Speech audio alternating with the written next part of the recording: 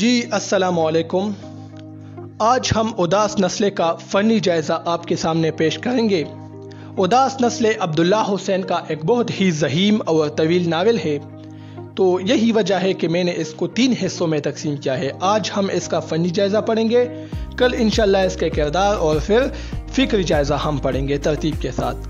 تو بہت ہی آسان نوٹس ہے، توجہ کے ساتھ سن لیجئے، اپنے پاس نوٹ کر لیجئے اور پھر اپنے دوستوں کے ساتھ اس کو شیئر کیجئے تاکہ سب لوگوں کو فائدہ ہو۔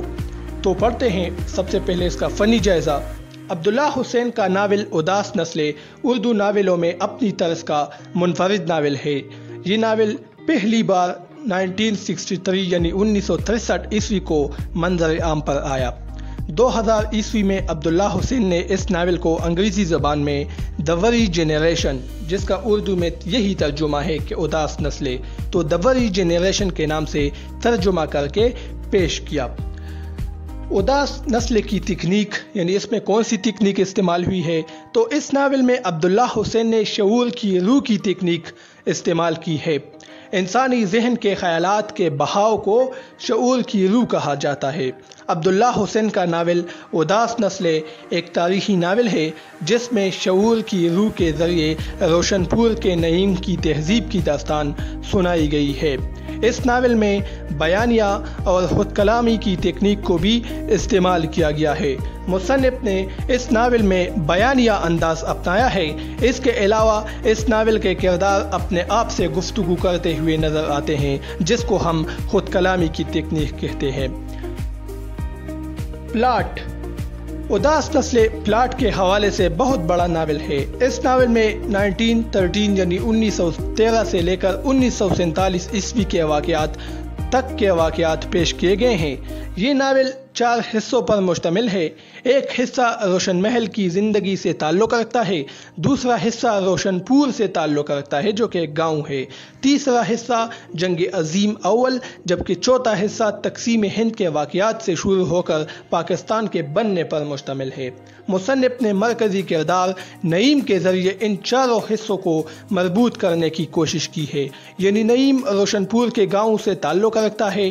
مصنف انہیں روشن محل لے جا کر عذرا نامی لڑکی سے محبت کی داستان چڑھتا ہے۔ پھر مصنف اس مرکزی کردار نعیم کو جنگ عظیم اول میں سپاہی کے روپ میں پیش کر کے اس جنگ کے حالات بیان کرتے ہیں، اور پھر اسی ہی کردار نعیم کو مختلف تحریکوں کا حصہ بنا کر تقسیم ہند کے واقعات سے قاری کو روشناس کراتا ہے۔ اس ناول میں بعض مقامات پر ڈھیلا پن بھی پیدا ہوتا ہے، یعنی مصنف ایک واقعے کے اختتام پر فوراً کوئی اور واقعہ شروع کر کے قاری کو الجھن میں ڈال دیتے ہیں، لیکن یہی الجھن بعد میں خود بہت قاری کے ذہن میں صاف ہوتی چلی جاتی ہے۔ منظر نگاری۔ منظر نگاری ناول کا اہم جز ہے، اس کے بغیر ناول اپنا تاثیر کھو جاتا ہے۔ ناول اداس نسلیں میں منظر نگاری کے اعلیٰ نمونے موجود ہیں۔ بعض اوقات مصنف واقعے کو چھوڑ کر منظر کی تصویر کھینچنے میں لگ جاتے ہیں اور یہ سلسلہ کئی صفحات تک بڑھتا رہتا ہے۔ شاید یہی وجہ ہے کہ یہ ناول اتنا ضخیم یعنی موٹا ہو چکا ہے۔ قاری بھی مصنف کے ساتھ ساتھ واقعے کو چھوڑ کر منظر کی دلکشی میں کھو جاتے ہیں۔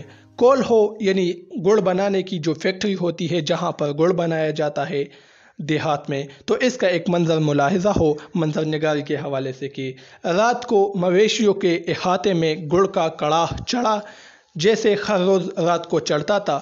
نیچے گنے کے چلکے کی آگ جلائی گئی۔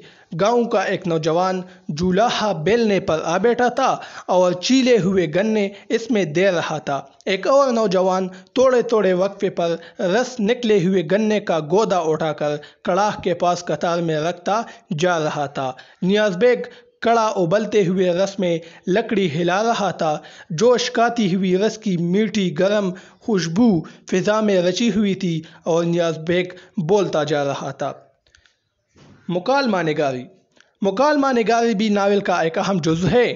جب ایک ناول میں کردار موجود ہوں تو مکالمے ضرور اس ناول کا حصہ ہوں گے۔ اب یہ ناول نگار پر منحصر ہے کہ وہ کس قسم کے مکالمے تخلیق کرتا ہے۔ उदास नस्ल में नावल निगार ने हर किरदार से उसकी फितरत के मुताबिक मुकालमे कहलवाए हैं। किसान नियाज़ बेग के मुकालमों में देहाती फ़न और किसानों जैसी अक्कड़पन मौजूद है। इसके बरक्स रोशन महल के बाशिंदों के मुकालमे से इनकी मुतकब्बिराना और तालीम याफ्ता होने का सबूत मिलता है।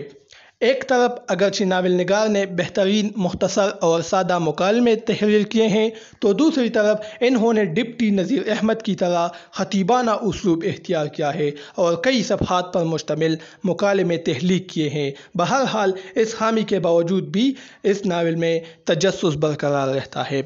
तो ये आज की वीडियो थी, इसके फ़नी जायज़ा था, मंजर निगारी हमने पढ़ा, तकनीक हमने पढ़ी, इसके अलावा प्लाट और मुकालमे। तो ये आज की वीडियो थी, उम्मीद है आप लोग को पसंद आ चुकी होगी। इंशाल्लाह फिर नेक्स्ट वीडियो में इसके किरदारों और इसके बाद फिर इसका फ़िक्री जायज़ा तफसील के साथ पढ़ेंगे। अब मुझे इजाज़त दीजिए, अल्लाह हाफ़िज़।